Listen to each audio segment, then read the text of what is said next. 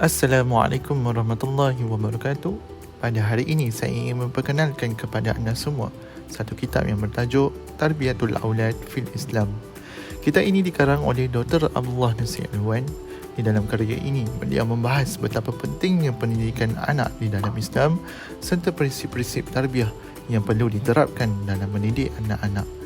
Jadi kita akan melihat satu persatu kaedah mendidik yang diterapkan oleh Dr. Abdullah Nasir Alwan di dalam kitab ini. Abdullah Nasir Alwan seorang imam Islam yang sangat dihormati.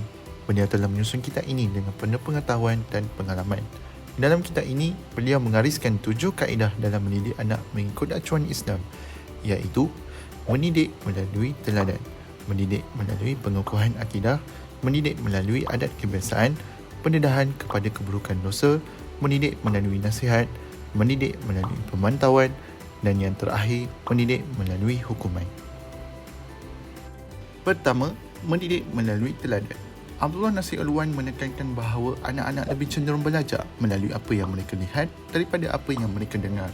Oleh itu, ibu bapa harus menunjukkan teladan yang baik seperti menunjukkan akhlak yang mulia, tidak berkata keji, memberikan kasih sayang secara adil dan sebagainya, supaya anak itu terdidik dengan akhlak yang terpuji hanya dengan melihat teladan yang baik daripada ibu bapanya.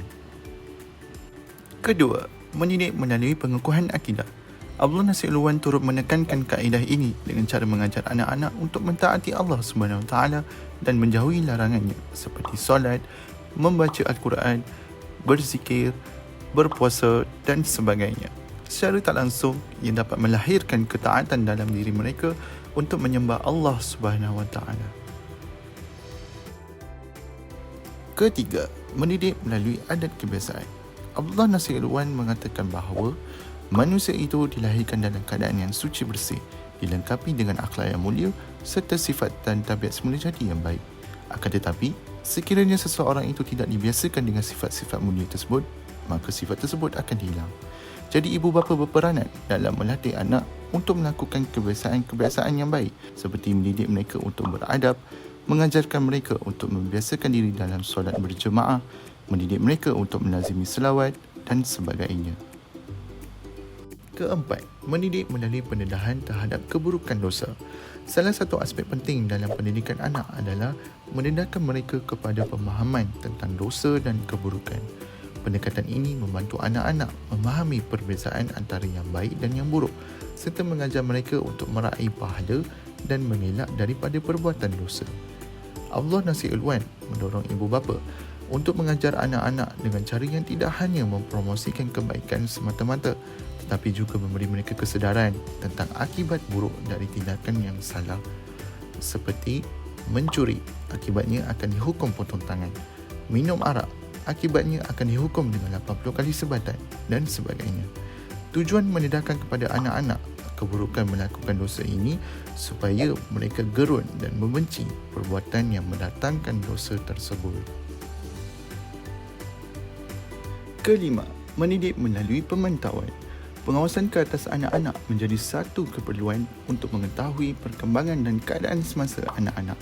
Di dalam perbahasan ini, Abdullah Nasir Alwan memetik perkataan Sayyidina Ali radhiyallahu anhu. Beliau mengatakan, "Hendaklah kamu mendidik anak-anak dan ahli keluargamu serta ajarkanlah mereka dengan perkara-perkara yang baik." Abdullah Nasir Alwan turut mengambil perkataan Sayyidina Umar radhiyallahu anhu. Beliau mengatakan, "Hendaklah kamu menegah mereka daripada melakukan perkara-perkara yang ditegah oleh Allah dan memerintahkan mereka agar melakukan segala perintah Allah dengan sempurna kerana dengan tegahan dan suruhan inilah yang dapat menyelamatkan mereka daripada api neraka." Oleh itu, ibu bapa seharusnya sentiasa memerhati dan mengawasi tingkah laku anak-anak supaya mereka tidak melakukan perkara yang tidak disukai oleh Allah Subhanahu Wa Taala. Keenam, mendidik melalui nasihat. Abdullah Nasir Alwan memberikan beberapa kaedah dalam menasihati anak. Antaranya, beliau menekankan pentingnya nasihat dengan kasih sayang dan kelembutan. Nasihat yang diberikan dengan penuh cinta dapat diterima dengan lebih baik oleh anak-anak. Beliau juga memberikan saranan untuk menggunakan cerita atau kisah dalam memberikan nasihat. Kerana dengan penceritaan itu dapat membantu anak-anak memahami nilai-nilai moral. Ketujuh, mendidik melalui hukuman. Konsep mendidik melalui hukuman pada anak diperbolehkan di dalam Islam, namun harus memenuhi pada syarat-syarat yang tertentu, iaitu yang pertama, memberikan hukuman dengan cara yang lemah lembut. Rasulullah SAW bersabda, barang siapa yang tidak menunjukkan belas kasihan kepada yang muda dan tidak menghormati yang tua, mereka itu bukanlah termasuk daripada golongan kami. Hadis riwayat Ahmad. Daripada hadis ini dapat diambil inspirasi untuk mendekati anak-anak dengan kelembutan. Yang kedua, menghukum sesuai dengan perilaku kebiasaan anak.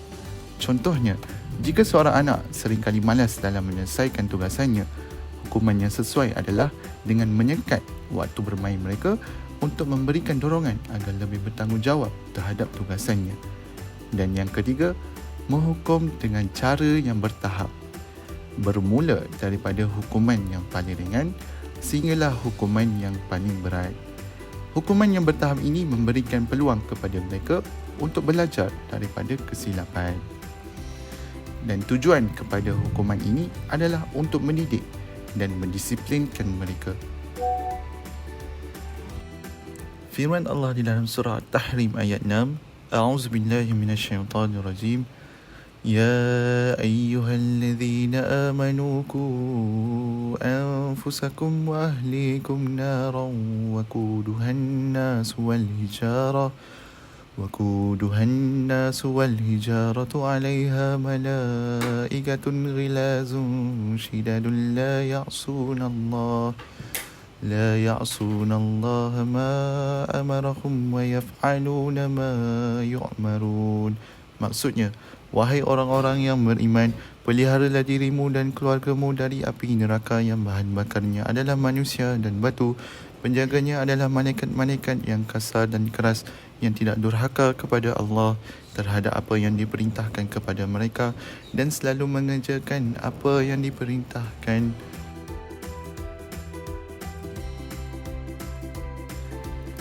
Peliharalah keluarga kita untuk menjadi hamba-Nya yang saleh, musleh dan musalleh.